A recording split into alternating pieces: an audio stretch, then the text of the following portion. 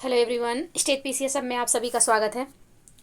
हम सॉल्व कर रहे हैं यूपी पीसीएस, आरओ एआरओ और यूपी पीसीएस प्रीलिम्स परीक्षा के लिए टेस्ट सीरीज जो कि जीएस वर्ल्ड द्वारा संचालित है। मेनली ये जो टेस्ट है ये यूपी पीसीएस प्रीलिम्स परीक्षा के लिए है। लेकिन आप लोगों ने आरओ एआरओ का पेपर जो 11 फरवरी को दिया होगा उसमें आपने देखा होगा कि क्वेश्चन का जो पैटर्न है वो पीसीएस से मिलता जुलता है। तो यहाँ पे ये भी ज़रूरी है कि आप चाहे पीसीएस का टेस्ट सीरीज सॉल्व कर रहे हैं या फिर आरओ एआरओ का, दोनों के टेस्ट सीरीज आपके जीएस पेपर के लिए, दोनों पेपर के लिए इम्पॉर्टेंट है। तो आप लोग ये मत सोचिएगा कि इसमें 10 प्रश्न एक्स्ट्रा है, यानी कि मतलब आरओ एआरओ में 140 प्रश्न ही है जीएस में, और इसमें पीसीएस में 150 प्रश्न है जीएस में। तो ये मत सोचिए 10 प्रश्न का इधर उधर का है तो हम अलग अलग टेस्ट सीरीज सॉल्व करेंगे, बिल्कुल भी ऐसा मत करिए, क्योंकि दोनों के टेस्ट और जीएस का जो कंपोनेंट है दोनों में सेम है। तो इसलिए दोनों को सॉल्व करते हुए चलिए, इससे आपको बहुत ज़्यादा बेनिफिट मिलेगा।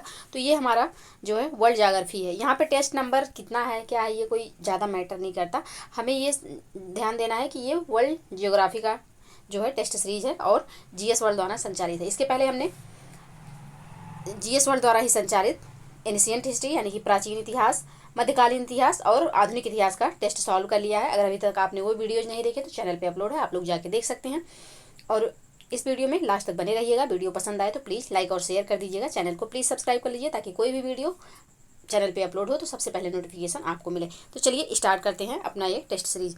और अभी टाइम है तो आप लोग बिल्कुल इग्नोर मत करिए पेपर को और पढ़ाई करते रहिए। रिवीजन बहुत ज़्यादा ज़रूरी है, और जो भी सेगमेंट आपका कमज़ोर है उस पर आप फोकस करिए और अच्छे से तैयार कर लीजिए, क्योंकि अभी टाइम है। तो चलिए स्टार्ट करते हैं। यहाँ पे देखिए बाइलिंगुअल है और हम यहाँ पे सिर्फ हिंदी का सॉल्व करेंगे, क्योंकि अगर हम पूरा लेकर चलेंगे तो यहाँ पे बहुत छोटा दिखाई देगा, जो कि आप लोगों को वीडियो में देखने में दिक्कत होगी। और ये पीडीएफ जो है ये हमारे टेलीग्राम चैनल पे अपलोड होगा। अपने टेलीग्राम चैनल का लिंक हम इस वीडियो के डिस्क्रिप्शन बॉक्स में दे देंगे, वहाँ से आप लोग इस पीडीएफ को डाउनलोड कर सकते हैं। तो चलिए स्टार्ट करते हैं। पहला प्रश्न है पत्रण, रेखांकन और बैंडिंग निम्नलिखित में से किस चट्टान से जुड़े हैं। पत्रण, रेखांकन और बैंडिंग निम्नलिखित में से किस चट्टान से जुड़े हैं। तो ये जो तीनों मतलब कि पत्रण, रेखांकन और बैंडिंग, ये जो चट्टान से जुड़े हुए स्वरूप हैं, तो ये जो जुड़े हैं कायांतरित चट्टान से, यानी कि कायांतरित या रूपांतरित शैल से। तो ऑप्शन सी यहाँ पे सही आंसर हो जाएगा।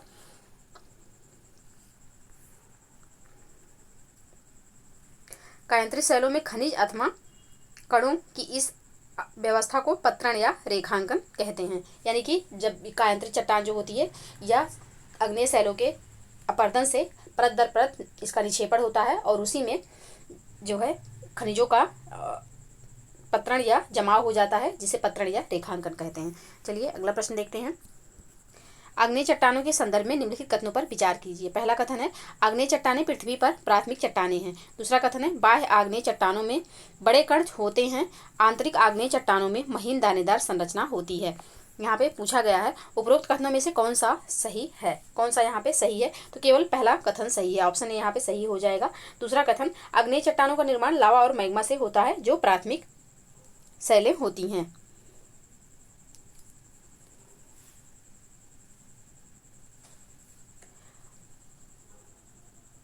बाह्य अग्नेय चट्टान यहाँ पे देखिए दिया हुआ है दूसरे कथन में कि बाह्य अग्नेय चट्टानों में बड़े कण होते हैं, जबकि बाह्य अग्नेय चट्टानों में महीन कण होते हैं, बड़े कण नहीं होते हैं। तो इसलिए ये दूसरा कथन गलत हो जाएगा, सिर्फ पहला कथन यहाँ पे सही है। नेक्स्ट प्रश्न है सूर्य के आरंभिक वायुमंडल में कौन सी गैस की अधिकता पाई गई। कौन सी गैस की अधिकता पाई गई थी। तो हाइड्रोजन और हीलियम की अधिकता पाई गई थी। ऑप्शन सी यहाँ पे सही आंसर हो जाएगा। नेक्स्ट प्रश्न है उल्का पिंड है। उल्का पिंड क्या है। तो उल्का पिंड एक पदार्थ का एक टुकड़ा जो पूरा नहीं जलता और पृथ्वी की सतह तक पहुंच जाता है। पदार्थ का एक टुकड़ा जो पूरा नहीं जलता और पृथ्वी की सतह तक पहुंच जाता है उसे उल्का पिंड कहते हैं। तो ऑप्शन बी यहाँ पे सही आंसर हो जाएगा। नेक्स्ट प्रश्न है निम्नलिखित कथनों पर विचार करें। निम्नलिखित कथनों पर विचार करें। 3 कथन दिया हुआ है। पहला कथन है पृथ्वी की आंतरिक परतें विभिन्न घनत्वों के पदार्थों के अस्थायीकरण से बनी हैं। दूसरा कथन है वायुमंडल के विकास के समय पृथ्वी के प्रारंभिक वायुमंडल में ऑक्सीजन की मात्रा ज़्यादा और नाइट्रोजन की मात्रा कम थी। तीसरा कथन है महासागरों के स्वतः ही संतृप्त होने के कारण ऑक्सीजन का स्तर बढ़ा है। अब नीचे दिया हुआ है कि उपरोक्त में से कौन से कथन सही हैं। यहाँ पे कौन से कथन सही हैं, तो यहाँ पे पहला और तीसरा कथन जो है सही है, दूसरा यहाँ पे गलत हो जाएगा। तो ऑप्शन बी यहाँ पे सही आंसर हो जाएगा, क्योंकि दूसरे कथन में दिया हुआ है कि वायुमंडल के विकास के समय पृथ्वी के प्रारंभिक वायुमंडल में ऑक्सीजन की मात्रा ज़्यादा और नाइट्रोजन की मात्रा कम थी, जो कि गलत है, क्योंकि वायुमंडल के विकास के समय पृथ्वी के प्रारंभिक वायुमंडल में जलवाष्प, नाइट्रोजन, कार्बन डाइऑक्साइड, मीथेन इत्यादि जो है अधिक मात्रा में थे, ऑक्सीजन अधिक मात्रा में नहीं थी। तो दूसरा कथन गलत हो जाएगा, पहला और तीसरा बिल्कुल सही है। तो ऑप्शन बी यहाँ पे सही आंसर हो जाएगा। नेक्स्ट प्रश्न है भूकंप तरंगों को उनके प्रसार के बारे में निम्नलिखित कथनों पर विचार कीजिए। पहला कथन है पी तरंग यानी कि प्राइमरी वेव्स, पी तरंग ध्वनि तरंग के जैसी होती है और केवल ठोस पदार्थ के माध्यम से गुजर सकती है। दूसरा कथन है प्राथमिक तरंगों से कंपन की दिशा तरंगों की दिशा या संचरण की दिशा के ऊर्ध्वाधर ही होती है। तीसरा कथन है अभिकेंद्र से 150 और 145 के बीच का क्षेत्र पी और एस यानी कि प्राइमरी और सेकेंडरी दोनों तरंगों का छाया क्षेत्र है। अब यहाँ पे पूछा गया है उपरोक्त कथनों में से कौन सा कथन सही है। यहाँ पूछा गया है कौन सा कथन सही है, तो यहाँ पे केवल तीसरा कथन सही है, ऑप्शन बी यहाँ पे सही आंसर हो जाएगा। पहला और दूसरा गलत है, सिर्फ तीसरा कथन यहाँ पे सही है।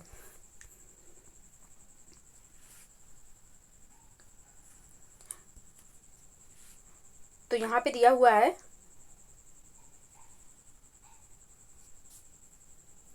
पी तरंगे ध्वनि तरंग के जैसी होती हैं और केवल ठोस पदार्थ के माध्यम से गुजर सकती हैं। तो यहाँ पे ये इसीलिए गलत हो जाएगा। पी तरंगे जो हैं ध्वनि तरंगों के समान तो होती हैं, लेकिन ये ठोस, तरल और गैस तीनों से गुजर सकती हैं। तो ये यहाँ पे जो है पहला कथन इसीलिए गलत हो जाएगा। दूसरे कथन को देखते हैं क्यों गलत है। तो पी तरंगों से कंपन की दिशा तरंगों की दिशा या संचरण की दिशा के ऊर्ध्वाधर ही होती है। यहाँ पे ये दिया हुआ है, तो पी तरंगों के कंपन की दिशा तरंगों की दिशा या संचरण की दिशा के समानांतर होती है, ना कि ऊर्ध्वाधर। यहाँ पे ऊर्ध्वाधर दिया है, अगर समानांतर दिया होता तो ये सही हो जाता। ऊर्ध्वाधर है इसलिए गलत हो जाएगा। तो यहाँ पे पहला और दूसरा गलत हो जाएगा, सिर्फ यहाँ पे तीसरा सही है। तो इसका जो सही आंसर होगा वह हो जाएगा ऑप्शन बी, केवल तीसरा यहाँ पे सही है।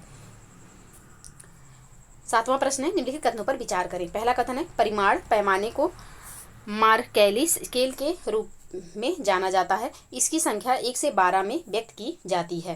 दूसरा कथन है तीव्रता पैमाने को रिएक्टर स्केल के रूप में जाना जाता है और इसको 1 से 10 की सीमा में व्यक्त किया जाता है। अब यहाँ पे पूछा गया उपरोक्त कथनों में से कौन सा या से सही है। तो यहाँ पे दोनों कथन बिल्कुल सही हैं, ऑप्शन सी इसका सही आंसर हो जाएगा। नेक्स्ट प्रश्न है निम्नलिखित में से कौन सा कथन पृथ्वी की आंतरिक संरचना के संदर्भ में सही है। कौन सा यहाँ पे ऑप्शन ऐसा है जो कि पृथ्वी की आंतरिक संरचना के बारे में सही है। तो यहाँ पे जो दिया हुआ है कि बाह्य क्रोड़ तरल अवस्था में है जबकि आंतरिक क्रोड़ ठोस अवस्था में है, यह कथन यहाँ पे सही है। तो ऑप्शन सी इसका सही आंसर हो जाएगा। महासागरों में भूपर्पटी की मोटाई महाद्वीपों की तुलना में कम होती है। महासागरीय भूपर्पटी की औसत मोटाई जो है वह 5 किलोमीटर है, जबकि महाद्वीपीय मोटाई जो है वह 30 किलोमीटर के आसपास होती है। तो यहाँ पे ऑप्शन सी यहाँ इसका सही आंसर हो जाएगा। नेक्स्ट प्रश्न है निम्नलिखित में से कौन सा सही सुमेलित है। निम्नलिखित में से कौन सा सही सुमेलित है। तो सिलिका व निकेल भूपर्पटी,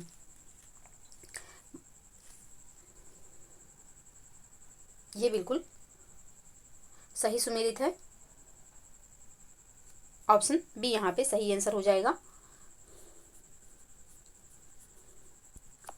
नेक्स्ट प्रश्न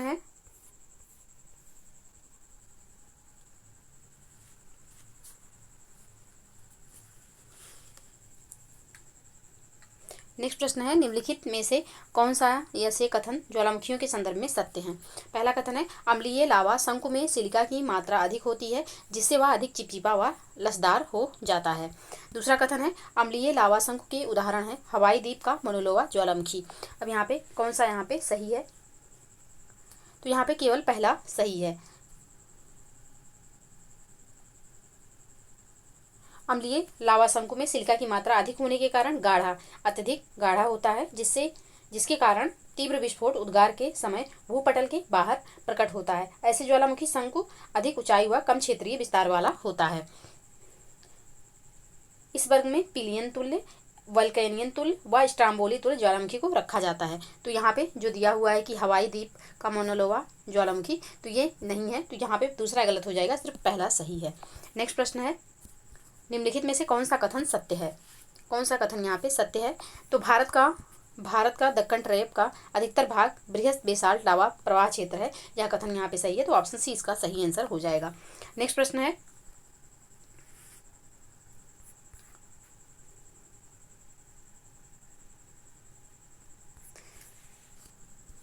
महाद्वीपीय विस्थापन सिद्धांत जो अल्फ्रेड वेगनर द्वारा प्रस्तावित किया गया था किस बल पर निर्भर करता है? किस बल पर निर्भर करता है? यहाँ 5 पॉइंट है। पहला पॉइंट है सूर्य के चारों ओर पृथ्वी की परिक्रमा, दूसरा है गुरुत्वाकर्षण, तीसरा है चंद्रमा का ज्वारीय बल, चौथा है पृथ्वी का निर्माण और पांचवा है सूर्य का ज्वारीय बल। इनमें से कौन से बल पर निर्भर करता है महाद्वीपीय विस्थापन का सिद्धांत? तो ये सिद्धांत जो है यह निर्भर करता है चंद्रमा का ज्वारीय बल, पृथ्वी का निर्माण और सूर्य का ज्वारीय बल, इन तीनों पर निर्भर करता है, तो ऑप्शन बी यहाँ पे सही आंसर हो जाएगा। नेक्स्ट प्रश्न है, कौन सी परत पृथ्वी का चुंबकीय क्षेत्र पैदा करती है? कौन सी परत है जो कि पृथ्वी का चुंबकीय क्षेत्र पैदा करती है? तो यह है बाह्य कोर, ऑप्शन सी यहाँ पे सही आंसर हो जाएगा। एक मजबूत चुंबकीय क्षेत्र को बनाने के लिए केवल बाहरी कोर में ही आदर्श स्थितियां पाई जाती हैं। बाह्य कोर में लोहा पिघली अवस्था में होता है तथा आंतरिक कोर में तापमान के कारण बाह्य कोर में संवहन धाराएं उत्पन्न होती हैं, जिस वजह से एक चुंबकीय क्षेत्र भी उत्पन्न होता है। तो याद रखिएगा कि चुंबकीय क्षेत्र जो है वह बाह्य कोर में पैदा होता है, तो ऑप्शन सी यहाँ पे सही आंसर हो जाएगा। नेक्स्ट प्रश्न है, महासागरों और महाद्वीपों के वितरण के बारे में विभिन्न सिद्धांतों के बारे में निम्नलिखित कथन पर विचार करें। पहला कथन है, वेगनर के अनुसार महाद्वीपीय विस्थापन के 2 कारण ध्रुवीय फ्लेइंग बल और ज्वारीय बल थे। दूसरा कथन है, भूमध्य रेखा पर पृथ्वी का उभार ज्वारीय बल के कारण होता है जो चंद्रमा और सूर्य के आकर्षण बल के कारण होता है। तीसरा कथन है, होम्स के संवहन धारा सिद्धांत ने मूल भाग में संवहन धाराओं के उत्पन्न होने की संभावना पर चर्चा की है। उपरोक्त में से कौन सा कथन सही है? कौन सा कथन यहाँ पे सही है इनमें से?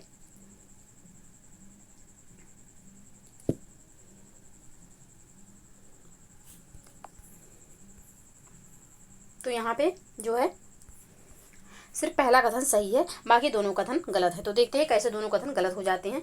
यहाँ पे दूसरा दिया हुआ है कि भूमध्य रेखा पर पृथ्वी का उभार ज्वारीय बल के कारण होता है जो चंद्रमा और सूर्य के आकर्षण बल के कारण होता है। तो भूमध्य रेखा पर पृथ्वी का उभार जो है वह अपकेंद्रीय बल के कारण होता है, ना कि चंद्रमा और सूर्य के आकर्षण बल के कारण। तो ऑप्शन यहाँ पे दूसरा इसलिए गलत हो जाएगा। तीसरा है कि होम्स के संवहन धारा सिद्धांत ने मूल भाग में संवहन धाराओं के उत्पन्न होने की संभावना पर चर्चा की है। तो यहाँ पे ये क्यों गलत होगा इसको देखते हैं। तो होम्स ने मेटल भाग में संवहन धाराओं का प्रवाह की चर्चा की है। यहाँ पे दिया हुआ है कि मूल भाग में नहीं, मेटल भाग में संवहन धाराओं के प्रभाव की चर्चा की थी होम्स ने। संवहन धारा सिद्धांत उन प्रवाह बलों की व्याख्या प्रस्तुत करने का एक प्रयास था जिसके आधार पर समकालीन वैज्ञानिकों ने महाद्वीपीय विस्थापन सिद्धांत को नकार दिया। तो यहाँ पे इसलिए दूसरा और तीसरा गलत हो जाएगा, सिर्फ पहला यहाँ पे सही है, तो ऑप्शन ए इसका सही आंसर हो जाएगा। नेक्स्ट प्रश्न है, निम्नलिखित में से कौन सा कथन भारतीय प्लेट के संचालन से संबंधित नहीं है? कौन सा यहाँ पे संबंधित नहीं है? तो इसकी पूर्वीय सीमा कृथर श्रेणियों का अनुसरण करती है, ये कथन यहाँ पे सही नहीं है, क्योंकि पूर्वीय सीमा नहीं, पश्चिमी सीमा जो है पाकिस्तान की कृथर श्रेणियों का अनुसरण करती है, तो इसलिए ये कथन सही नहीं होगा, तो ऑप्शन बी इसका सही आंसर हो जाएगा। नेक्स्ट प्रश्न है, निम्नलिखित कथनों पर विचार करें। पहला कथन है, निरूपण मृदा घटकों का नीचे की ओर परिवहन है। दूसरा कथन है, संपोहन खनिजों का नीचे की ओर परिवहन है। तीसरा कथन है, नमक के जमाव के कारण मिट्टी की परत का हार्ड पैन या मृदा पैन कहा जाता है। नमक के जमाव के कारण मिट्टी के परत को हार्ड पैन या मृदा पैन कहा जाता है। उपरोक्त कथनों में से कौन सा सही है या है? तो यहाँ पे पहला और तीसरा सही है, ऑप्शन सी इसका सही आंसर हो जाएगा। पहला और तीसरा कथन सही है। दूसरा क्यों गलत है इसको देखते हैं। तो संपोहन खनिजों का नीचे की ओर परिवहन यहाँ पे दिया हुआ है। संपोहन जो है मिट्टी के क्षितिज तल पर ह्यूमस और पदार्थ का जमाव है। संपोहन जो है यह खनिजों का नीचे की ओर परिवहन नहीं है, यह है मिट्टी के क्षितिज तल पर ह्यूमस और पदार्थों का जमाव है। तो ऑप्शन इसलिए दूसरा यहाँ पे गलत हो जाएगा, सिर्फ पहला और तीसरा सही है, तो ऑप्शन सी यहाँ पे बिल्कुल सही आंसर हो जाएगा। वीडियो पसंद आए तो प्लीज़ लाइक और शेयर कर दीजिएगा, चैनल को प्लीज़ सब्सक्राइब कर लीजिए। अगला प्रश्न है, निम्नलिखित में से कौन सा यह कथन प्रवाहित जल के बारे में सत्य है? पहला कथन है, स्थलगत प्रवाह परत अपरदन का कारण है जो क्रमशः क्षुद्र सरिताओं और अवनलिकाओं का निर्माण करता है। दूसरा कथन है, पार्श्व अपरदन से कई माने डनाक वाले पेनीप्लेन का निर्माण होता है। तीसरा कथन है, घाटियों में पार्श्व अपरदन के कारण युवा अवस्था में भी आकार की घाटियों का निर्माण होता है। अब यहाँ पे पूछा गया है कि कौन सा कथन सत्य है।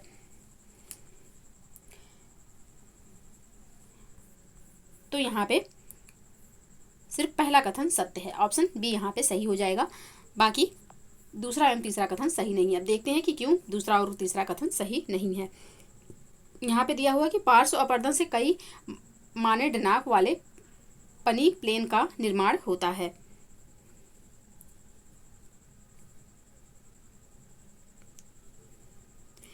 तो यहाँ पे पार्श्व अपरदन से नहीं होता है, धारा अपरदन से पेनी प्लेन का निर्माण होता है, तो इसलिए दूसरा कथन गलत हो जाएगा। तीसरा कथन क्यों गलत होता है? घाटियों में पार्श्व अपरदन के कारण युवा अवस्था में भी के आकार की घाटियों का निर्माण होता है।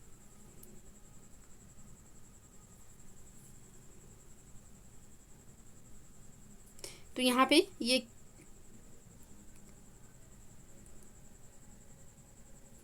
जो है, जो पार्श्व अपरदन दिया हुआ है, पार्श्व अपरदन के कारण यू आकार की घाटी बनती है और वो प्रौढ़ावस्था में बनती है, ना कि वी आकार की घाटी। तो इसलिए ये भी कथन गलत हो जाएगा। तो सिर्फ पहला यहाँ पे सही होगा, ऑप्शन बी इसका सही आंसर हो जाएगा। नेक्स्ट प्रश्न है, वायुमंडल की संरचना के संबंध में निम्नलिखित कथनों में से कौन सा सत्य है?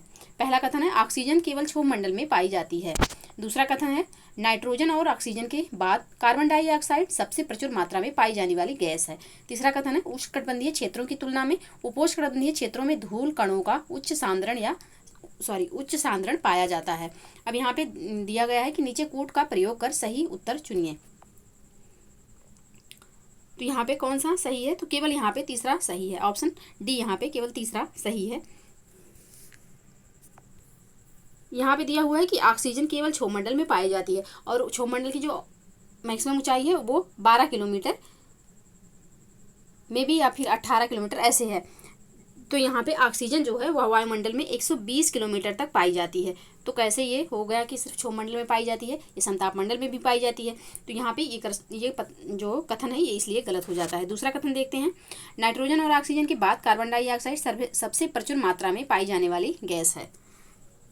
तो याद रखिएगा कि सबसे ज़्यादा नाइट्रोजन है, फिर ऑक्सीजन है, तीसरे नंबर पे आर्गन आती है, कार्बन डाइऑक्साइड नहीं आती। तो यहाँ पे तीसरे नंबर पे कार्बन डाइऑक्साइड नहीं आएगी, ये चौथे नंबर की गैस है।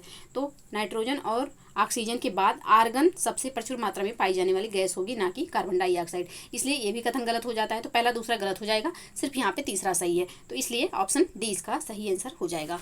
नेक्स्ट प्रश्न है, पार्थिव विकिरण के संबंध में निम्नलिखित कथनों पर विचार कीजिए। पहला कथन है, सूर्य द्वारा गर्म होने पर पृथ्वी लघु तरंगों के रूप में वातावरण में ऊर्जा विकिरित करती है।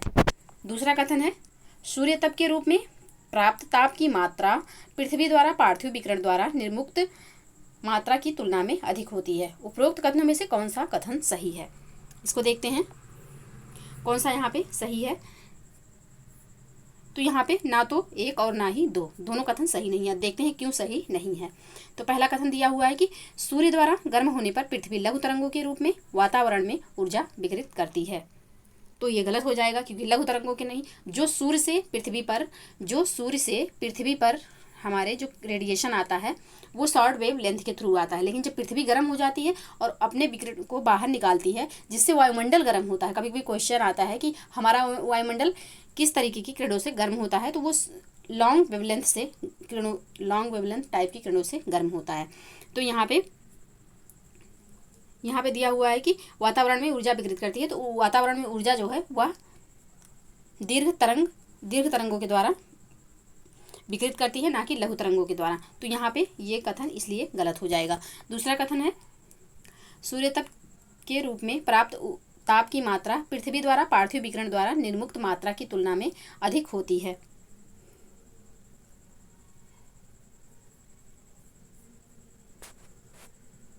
सूर्य ताप के रूप में प्राप्त ताप की मात्रा पृथ्वी द्वारा पार्थिव विकिरण द्वारा निर्वृत्त मात्रा की तुलना में अधिक होती है। तो ये गलत है, अधिक नहीं होती है, कम होती है। तो इसलिए ये भी कथन गलत हो जाएगा। तो यहाँ पे कोई भी कथन सही नहीं है, इसलिए ऑप्शन डी इसका सही आंसर हो जाएगा। नेक्स्ट प्रश्न है, उपसौर की स्थिति है। उपसौर की स्थिति क्या है? तो उपसौर की स्थिति है पृथ्वी की जब वह अपने परिक्रमण के दौरान सूर्य के निकटतम होती है तो उसे उपसौर कहते हैं। जब वह पृथ्वी के सबसे निकटतम होती है तो उसे उपसौर कहते हैं। और यह कब होता है? तो यह होता है 3 जनवरी को। 3 जनवरी को उपसौर होता है। और उसके अपोजिट जब पृथ्वी सूर्य से सबसे दूर होती है तो वह कहलाता है अपसौर। तो यहाँ पे ऑप्शन बी इसका सही आंसर हो जाएगा। नेक्स्ट प्रश्न है, उत्तरी गोलार्ध में ये घास के मैदान अधिकांशतः महाद्वीपों के आंतरिक भागों में अवस्थित हैं। अतः इन क्षेत्रों में महाद्वीपीयता के प्रभाव के कारण ग्रीष्म ऋतु में तापमान अधिक पाया जाता है, जो 20 डिग्री सेंटीग्रेड से अधिक तक हो जाता है, एवं शीत ऋतु में अत्यधिक ठंडी होती है। उपर्युक्त जलवायु दशाएं किस जलवायु प्रदेश की विशेषता हैं? उपर्युक्त जो जलवायु दशाएं दी गई हैं, यहाँ पे पूछा गया है कि वह किस जलवायु क्षेत्र की विशेषता हैं। तो यह जो विशेषता है, यह विशेषता है शीतोष्ण महाद्वीपीय जलवायु की। ऑप्शन बी यहाँ पे सही आंसर हो जाएगा। उत्तरी गोलार्ध में शीतोष्ण महाद्वीपीय जलवायु घास के मैदान अधिकांशतः महाद्वीपों के आंतरिक भागों में अवस्थित हैं। अतः इन क्षेत्रों में महाद्वीपीयता के प्रभाव के कारण ग्रीष्म ऋतु में तापमान अधिक पाया जाता है और 20 डिग्री सेंटीग्रेड से अधिक तक हो जाता है, एवं शीत ऋतु में अत्यधिक ठंडी होती है। तो यह शीतोष्ण महाद्वीपीय जलवायु की विशेषता है। ऑप्शन बी यहाँ पे सही आंसर हो जाएगा। नेक्स्ट प्रश्न है, निम्नलिखित में से कौन से कारक जलवायु को प्रभावित करते हैं? यहाँ पे कुछ कारक दिए हुए हैं, अब इनमें से देखना है कौन से कारक जलवायु को प्रभावित करते हैं। पहला है अक्षांश, दूसरा है महाद्वीपता, तीसरा है स्थानीय पवनें और चौथा है महासागरीय जलधाराएं। अब दिया गया है कि नीचे दिए गए कूट का प्रयोग कर सही उत्तर चुनिए। तो यहाँ पे जो सारे कारक दिए हुए हैं, ये सारे कारक जलवायु को प्रभावित करने वाले कारक हैं। तो ऑप्शन डी यहाँ पे सही आंसर हो जाएगा। इनके अतिरिक्त भी जैसे अक्षांश हो गया, ऊंचाई, महाद्वीपता या समुद्र से दूरी, महासागरीय जलधारा, उच्चावचीय दशाएं, प्राकृतिक वनस्पति एवं मृदा, मानवीय गतिविधियां, ये सभी जो हैं जलवायु को प्रभावित करती हैं। तो ऑप्शन डी यहाँ पे सही आंसर हो जाएगा। नेक्स्ट प्रश्न है, टॉर्नेडो के निर्माण के लिए उत्तरदायी दशाएं हैं। पहला कथन है वायुमंडल में अत्यधिक अस्थिरता है। दूसरा है धरातलीय सतह के पास वायु का प्रबल अभिसरण। तीसरा कथन है ऊंचाई के साथ तापमान में तेजी से परिवर्तन। नीचे दिए गए कूट का प्रयोग कर सही उत्तर चुनिए। यहाँ पे दिया हुआ है टॉर्नेडो के निर्माण के लिए उत्तरदायी कारक कौन कौन से हैं। तो यहाँ पे ये जो तीनों कारक दिए हुए हैं, तीनों कारक टॉर्नेडो के निर्माण के लिए उत्तरदायी हैं। तो ऑप्शन डी यहाँ पे सही आंसर हो जाएगा। टॉर्नेडो की उत्पत्ति का प्रमुख एवं आधारभूत कारण प्रबल संवहनीय क्रियाविधि का आविर्भाव तथा उसके अंतर्गत गर्म एवं आर्द्र वायु का तेजी से ऊपर उठना है। टॉर्नेडो के निर्माण के लिए जो दशाएं हैं वह हैं वायुमंडल में अत्यधिक अस्थिरता तथा केंद्र और परिधि में वायुदाबों में अंतर, धरातलीय सतह के पास वायु का प्रबल अभिसरण, धरातलीय सतह के ऊपर वायु का व्यापक अपसरण और निचली परत में आर्द्र वायु राशि की स्थिति, ऊंचाई के साथ तापमान में तीव्र परिवर्तन, वायु के घूर्णन के लिए पहले से स्थापित क्रियाविधि। ये सभी कारण जो हैं, कारक जो हैं, यह टॉर्नेडो के निर्माण के लिए आवश्यक है। तो ऑप्शन डी यहाँ पे सही आंसर हो जाएगा। जो ऊपर दिए गए हैं तीनों कारक जरूरी हैं टॉर्नेडो के निर्माण के लिए। नेक्स्ट प्रश्न है, शीतोष्णकटिबंधीय चक्रवात और उष्णकटिबंधीय चक्रवात में अंतर के संदर्भ में निम्नलिखित कथनों पर विचार करें। पहला कथन यहाँ पे दिया हुआ है कि शीतोष्णकटिबंधीय चक्रवात की उत्पत्ति सागरों पर होती है, जबकि उष्णकटिबंधीय चक्रवात की जल और स्थल दोनों पर होती है। दूसरा कथन है शीतोष्णकटिबंधीय चक्रवात अत्यधिक विनाशकारी होते हैं, जबकि उष्णकटिबंधीय चक्रवात में पवन का वेग अपेक्षाकृत कम होता है। अब यहाँ पे दिया गया कौन सा सही है। तो यहाँ दोनों में से कोई भी सही नहीं है। ऑप्शन डी यहाँ पे सही आंसर हो जाएगा। कारण देखते हैं कि क्यों सही नहीं है। पहला दिया हुआ है कि शीतोष्णकटिबंधीय चक्रवात की उत्पत्ति सागरों पर होती है, जबकि उष्णकटिबंधीय चक्रवात की जल और स्थल दोनों पर होती है।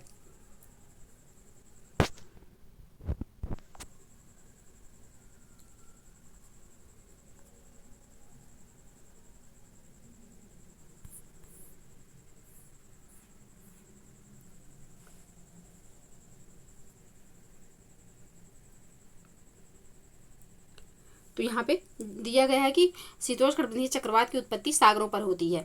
शीतोष्णकटिबंधीय चक्रवात को गर्त चक्रवात अथवा निम्न दाब क्षेत्र भी कहा जाता है। इनकी उत्पत्ति जो है दोनों गोलार्धों में 30 डिग्री सॉरी 30 डिग्री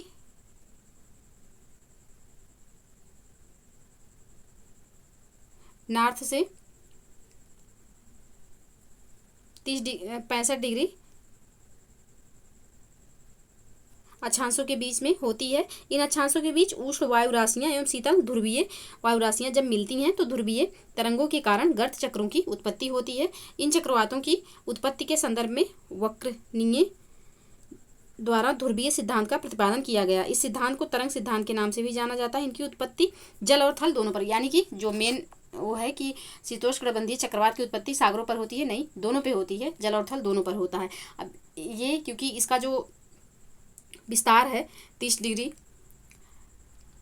दोनों गोलार्धों में 30 डिग्री से 65 डिग्री, यानी कि 30 डिग्री नॉर्थ से 65 डिग्री साउथ तक, तो वहाँ पे साउथ में ज़्यादातर जल है, स्थल कम है, तो इसलिए इनका ज़्यादातर जो विकास होता है वह सागरों पर ही होता है। इनको थल मतलब स्थल नहीं मिल पाता, तो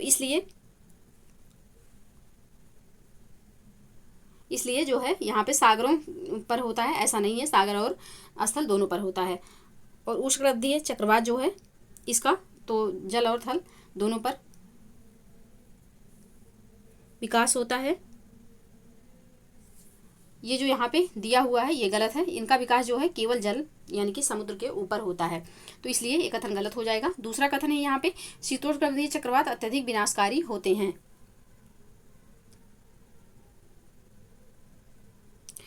ये गलत है।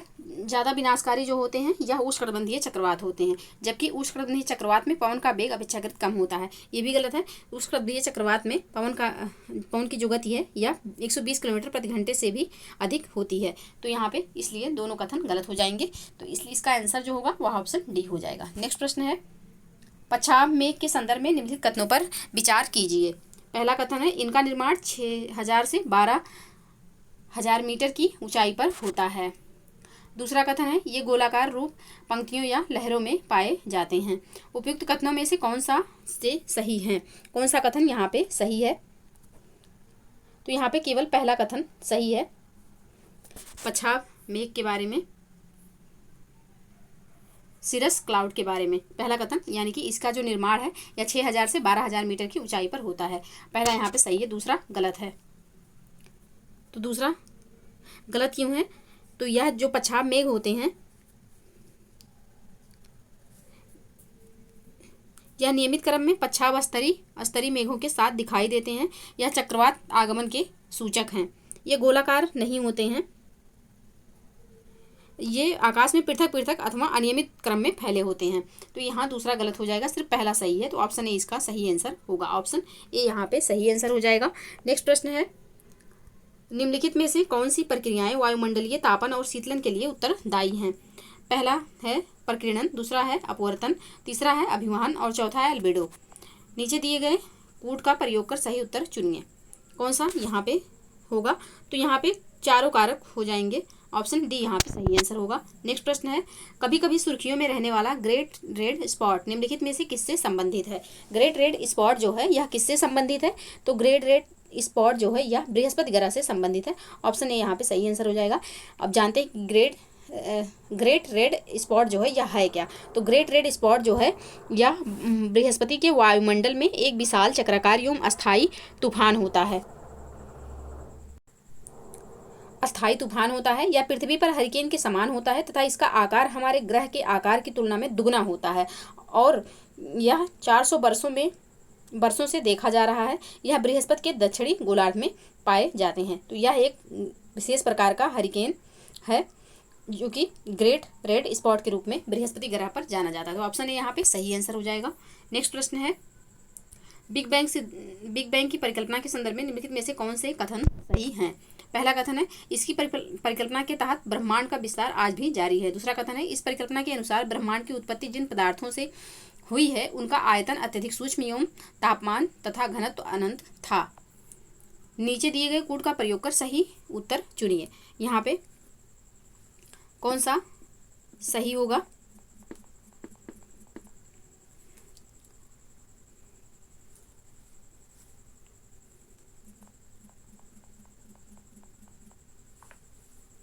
नीचे दिए गए कूट का प्रयोग कर सही उत्तर यहाँ पे बताना है। तो इसका जो सही आंसर होगा वह होगा ऑप्शन सी, यानी कि दोनों कथन बिल्कुल सही हैं। ऑप्शन सी यहाँ पे सही आंसर हो जाएगा। नेक्स्ट प्रश्न है, गोल्डीलॉक्स जोन के संदर्भ में निम्नलिखित कथनों पर विचार करें। पहला कथन है, यह प्रत्येक ग्रह के अंदर एक निवास योग्य क्षेत्र होता है। दूसरा कथन है, यह ना तो अत्यधिक गर्म होता है और ना ही अत्यधिक ठंडा। उपयुक्त कथनों में से कौन सा सही है? तो यहाँ पे केवल दूसरा कथन सही हो जाएगा, पहला यहाँ पे गलत है, क्योंकि गोल्डीलॉक्स जोन जो है तारों के आसपास का एक निवासी योग्य क्षेत्र होता है। यह परिक्रमा करने वाले ग्रहों में पृथ्वी के समान जल के तरल अवस्था में पाई जाने की संभावना है। यह ना तो अत्यधिक गर्म और ना ही अत्यधिक ठंडा होता है। सौरमंडल और अन्य तारों के चारों ओर जीवन के प्रमाण की खोज के लिए प्रयासरत वैज्ञानिकों का मानना है कि तरल जल जीवन के लिए अत्यधिक महत्वपूर्ण आवश्यक घटक है। तो ऑप्शन बी यानी कि दूसरा कथन केवल सही है, पहला यहाँ पे गलत हो जाएगा। अंदर नहीं है, बाहर का क्षेत्र है। यहाँ पे दिया हुआ कि प्रत्येक ग्रह के अंदर एक निवास योग्य क्षेत्र है, तो यह गलत हो जाएगा। सिर्फ यहाँ पे दूसरा कथन सही है। नेक्स्ट प्रश्न है, निम्नलिखित कथनों पर विचार करें। पहला कथन है, यदि पृथ्वी सूर्य की परिक्रमा ना करती तो सर्वत्र दिन रात बराबर होते। दूसरा कथन है, यदि पृथ्वी अपनी धुरी पर झुकी ना होती तो एक गोलार्ध में दिन सदा ही बड़े रातें छोटी रहती, जबकि दूसरे गोलार्ध में रातें बड़ी और दिन छोटे होते। उपयुक्त कथनों में से कौन से कथन सही हैं? तो यहाँ पे ना तो एक सही और ना ही दूसरा, तो ऑप्शन डी यहाँ पे सही आंसर हो जाएगा। अब देखते हैं कि क्यों सही नहीं है। तो यहाँ पे दिया हुआ है, यदि पृथ्वी सूर्य की परिक्रमा ना करती हो तो सर्वत्र दिन रात बराबर होते। पृथ्वी, तो यहाँ पे ये गलत हो जाएगा, क्योंकि यदि पृथ्वी अपनी धुरी पर झुकी ना होती तो सब जगह जो है दिन रात बराबर होते। यहाँ पे घूमने का कोई वो नहीं है, घूमने से सीजनलिटी में परिवर्तन होता है। यानी कि यहाँ पे जो दिया हुआ है कि पृथ्वी सूर्य की परिक्रमा ना करती तो सर्वत्र दिन रात बराबर होते, ये गलत है। अब यहाँ पे दिया हुआ है, यदि पृथ्वी अपनी धुरी पर झुकी ना होती तो एक गोलार्ध में दिन सदा ही बड़े और रातें छोटी, जबकि दूसरे गोलार्ध में रातें बड़ी और दिन छोटे होते। तो यहाँ पे अभी हमने ऊपर देखा कि पृथ्वी अपनी धुरी पर झुकी ना होती तो सब जगह जो है दिन रात बराबर होते। और दूसरा कथन जो यहाँ पे दिया हुआ है वह इसलिए गलत हो जाएगा, क्योंकि यदि पृथ्वी सूर्य की परिक्रमा ना करती तो एक गोलार्ध में दिन सदा ही बड़े और रातें छोटी रहती। यानी कि जो ये दिन रात का इशू है यह पृथ्वी के घूर्णन से संबंधित है, और जो सब जगह दिन रात बराबर होता तो यह अगर पृथ्वी अपने अक्ष पे झुकी ना होती तो यह दिन रात बराबर होते। तो इसलिए यहाँ पे दोनों में से कोई भी कथन सही नहीं है। ऑप्शन डी यहाँ पे सही आंसर हो जाएगा। नेक्स्ट प्रश्न है, निम्नलिखित में से कौन सी आपदाओं को प्राकृतिक आपदा के रूप में वर्गीकृत किया जा सकता है? पहला है हिमस्खलन, दूसरा है चक्रवात और तीसरा है कीट संक्रमण। तो यहाँ पे तीनों जो हैं या प्राकृतिक आपदा के रूप में वर्गीकृत की जा सकती हैं। तो ऑप्शन डी यहाँ पे सही आंसर हो जाएगा।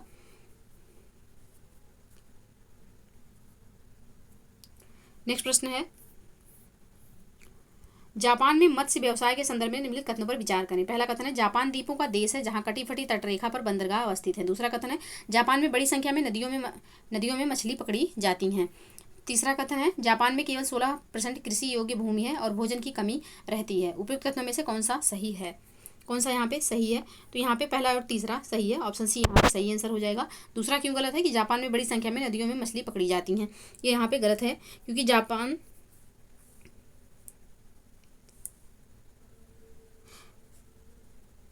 जापान में महासागरीय धाराओं की भी मछलियों के अत्यधिक उत्पादन में महत्वपूर्ण भूमिका है। यहाँ जो मछली हैं वह समुद्रीय मछली पकड़ी जाती हैं, ना कि नदियों में। तो आप दूसरा यहाँ पे गलत हो जाएगा, पहला और तीसरा सही है। ऑप्शन सी यहाँ पे सही आंसर हो जाएगा। नेक्स्ट प्रश्न है, निम्नलिखित में से कौन प्रशांत महासागर की धाराएं हैं? ओखोटस्क धारा, क्यूराइल धारा, फ्लोरिडा धारा, नॉर्वे धारा। कौन सी यहाँ पे प्रशांत महासागर की धाराएं हैं? तो प्रशांत महासागर की धाराएं यहाँ पे ओखोटस्क धारा और क्यूराइल धारा हैं। ओखोटस्क धारा और क्यूराइल धारा हैं। तो यहाँ पे ऑप्शन ए यहाँ पे सही आंसर हो जाएगा। प्रशांत महासागर की महत्वपूर्ण धाराओं को देखते हैं। उत्तरी भूमध्य रेखीय धारा, दक्षिणी भूमध्य रेखीय धारा, विपरीत भूमध्य रेखीय धारा, क्यूरोसियो गर्म धारा, क्यूराइल ठंडी धारा, अगुल्हास धारा, सोमाली धारा, कैलिफोर्निया ठंडी धारा और हम्बोल्ट ठंडी धारा। ये सब जो है ठंडी और गर्म धाराएं हैं किस महासागर की, तो प्रशांत महासागर की हैं। नेक्स्ट प्रश्न है ऑप्शन ए यहाँ पे सही आंसर हो जाएगा। नेक्स्ट प्रश्न है निम्नलिखित कथनों पर विचार कीजिए। पहला कथन है काली मृदा वर्षा वाली फसलों को भी शुष्क ऋतु के दौरान पोषित करने में सहायक होती है। दूसरा कथन है काली मृदा में स्वजुताई की विशेषता पाई जाती है। उपयुक्त में से कौन सा कथन सही है? कौन सा कथन यहाँ पे सही है? तो दोनों कथन सही है, ऑप्शन सी यहाँ पे सही आंसर हो जाएगा। नेक्स्ट प्रश्न है निम्नलिखित कथनों पर विचार कीजिए। पहला है कोरियालिस बल विषुवत रेखा पर अधिकतम होता है। दूसरा कथन है ध्रुव पर कोरियालिस बल न्यूनतम अथवा या शून्य होता है।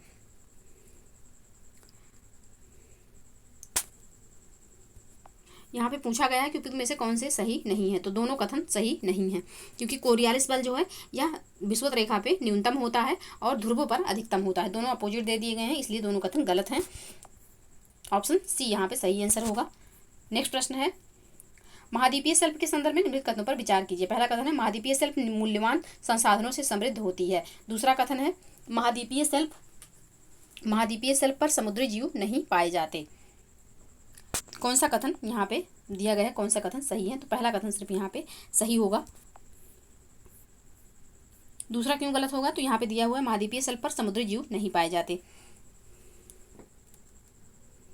महाद्वीपीय शेल्फ पर सागरीय आधास्थल पर रहने वाले समुद्री जीव अत्यधिक मात्रा में पाए जाते हैं। यहाँ पे दिया गया है कि नहीं पाए जाते, तो पाए जाते हैं। दूसरा इसलिए गलत हो जाएगा, सिर्फ पहला यहाँ पे सही है, ऑप्शन ए इसका सही आंसर होगा। नेक्स्ट प्रश्न है मृदा निर्माण प्रक्रिया को नियंत्रित करने वाले कारकों में निम्नलिखित में से कौन सा यह से सम्मिलित हैं? अब यहाँ पे कारक देखते हैं। स्थलाकृति है, महासागरीय धाराएं, जलवायु है, सूर्य प्रकाश है और समय है। क्या दिया है? मृदा निर्माण की प्रक्रिया को नियंत्रित करने के लिए कौन कौन से कारक जो हैं वह सम्मिलित हैं? तो यहाँ पे सारे कारक जो हैं सम्मिलित हैं, सिर्फ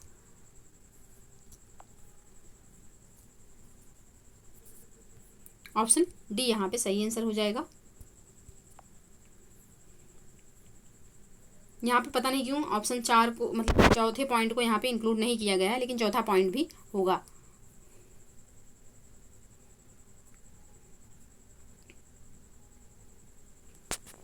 तो ऑप्शन डी यहाँ पे सही आंसर हो जाएगा। नेक्स्ट प्रश्न है नदी की धारा अपनी वृद्धावस्था में निम्नलिखित में से कौन सी आकृतियों का निर्माण करती है? बी आकार की घाटी, विसर्प, प्राकृतिक बांध। किसका निर्माण करती है? तो यह निर्माण करती है विसर्प और प्राकृतिक बांध का। ऑप्शन यहाँ पे बी सही आंसर हो जाएगा।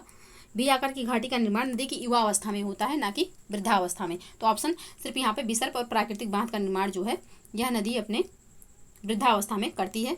तो ऑप्शन यहाँ पे बी सही आंसर हो जाएगा।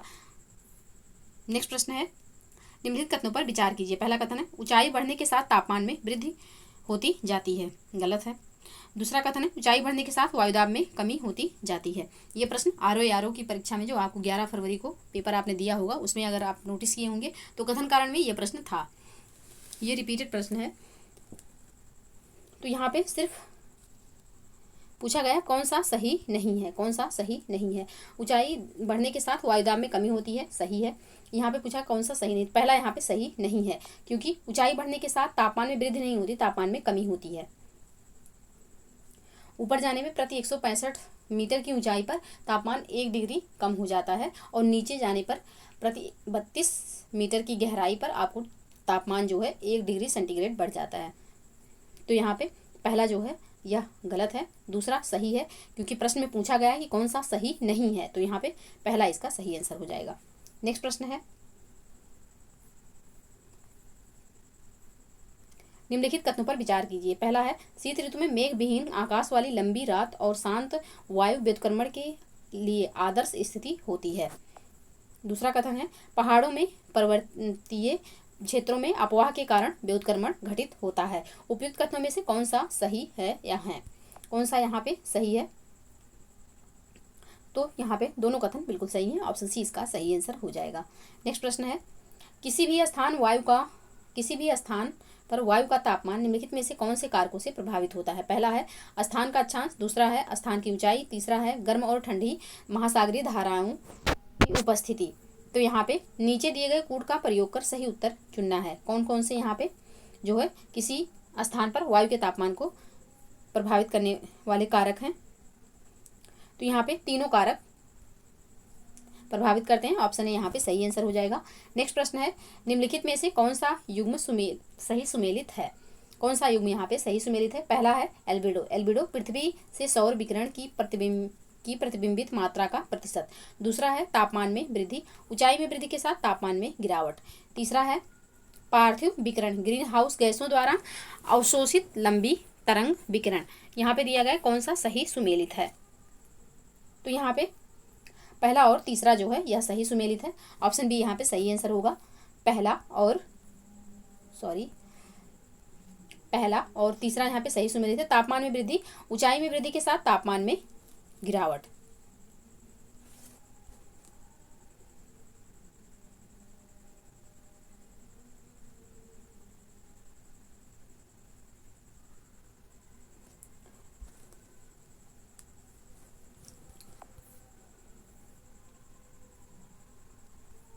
ऊंचाई में वृद्धि के साथ तापमान में गिरावट,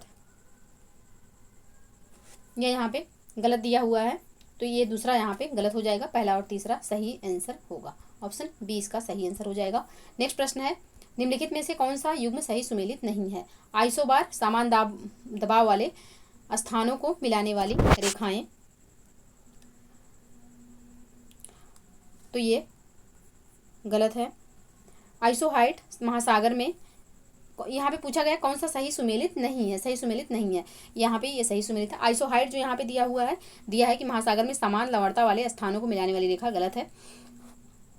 वर्षा की समान मात्रा वाले बिंदुओं को मानचित्र पर जोड़ने वाली रेखा जो है यह आइसोहाइट कहलाती है, यानी कि वर्षा वाले क्षेत्र को जोड़ती है। लवणता वाले क्षेत्र को जो जोड़ती है उसे आइसोहेलाइन कहते हैं।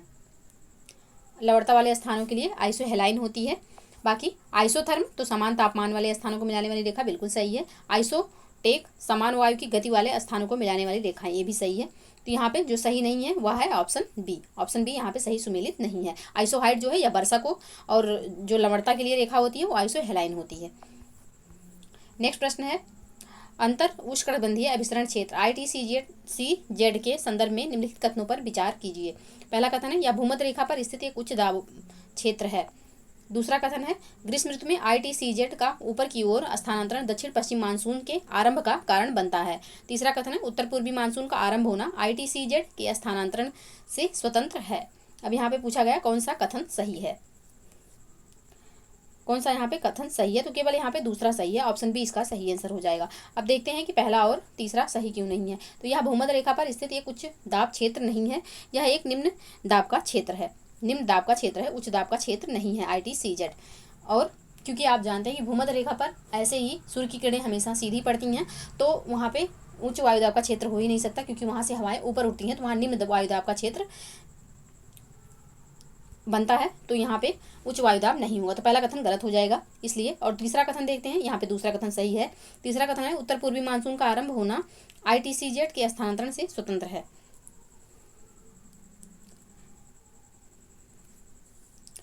तो यहाँ पे जो ये दिया हुआ है, शीत ऋतु में ITCZ दक्षिण की ओर गति करता है और इस कारण पवनों का प्रवाह उलटकर पूर्वोत्तर से दक्षिण एवं दक्षिण पश्चिम की ओर हो जाता है। वे उत्तर पूर्व मानसून कहे जाते हैं। तो इसलिए उत्तर पूर्वी मानसून भी जो है ITCZ से स्वतंत्र नहीं है, ITCZ से के स्थानांतरण से जुड़ा हुआ है। तो यहाँ पे तीसरा कथन इसलिए गलत हो जाएगा। तो यहाँ पे केवल दूसरा कथन सही है। ऑप्शन 20 का सही आंसर होगा।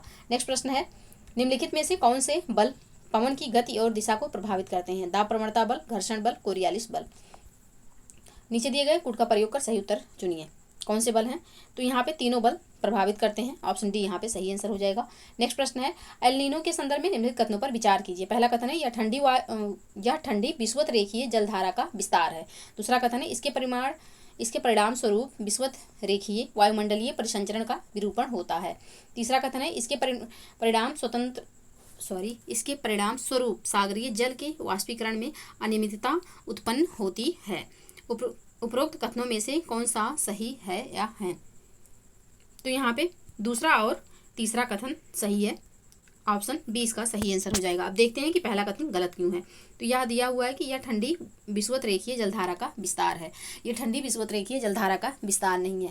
हम्बोल्ट यानी कि पेरू की जलधारा, जो कि आपको पता होगा कि जो दक्षिणी अमेरिका है इसके पश्चिमी तट पर चलती है हम्बोल्ट या पेरू की जलधारा, जो कि एक ठंडी जलधारा है।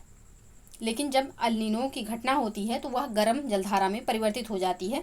तो ये जो घटना है यह ठंडी विषुवत रेखीय जलधारा का विस्तार नहीं है, यह गर्म विषुवत रेखीय जलधारा का विस्तार है। तो यहाँ पहला कथन इसीलिए गलत हो जाएगा, सिर्फ दूसरा और तीसरा कथन यहाँ पे सही होगा। तो ऑप्शन यहाँ पे बी इसका सही आंसर हो जाएगा। नेक्स्ट प्रश्न है, यह गहरे भूरे रंग का कम ऊंचाई वाला मेघ होता है। यह हिम या जल के रूप में निरंतर वर्षा करता है। यह धरातल से 3000 मीटर तक की ऊंचाई पर पाया जाता है। उपरोक्त परिच्छेद में निम्नलिखित में से किस मेघ का वर्णन किया गया है? कौन से मेघ का वर्णन किया गया है? तो यह वर्णन हुआ है वर्षा स्तरीय मेघ का। ऑप्शन डी यहाँ पे सही आंसर हो जाएगा। पछाव स्तरीय मेघ उच्च तुंगता पर पाए जाने वाले परत जैसे हिम क्रिस्टलों से निर्मित होते हैं।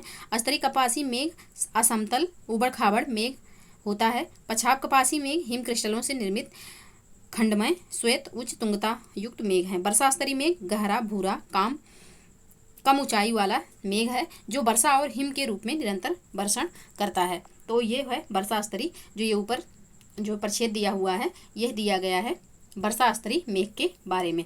ऑप्शन डी यहाँ पे सही आंसर हो जाएगा। नेक्स्ट प्रश्न है, निम्नलिखित में से किस स्थिति में संघनन होगा?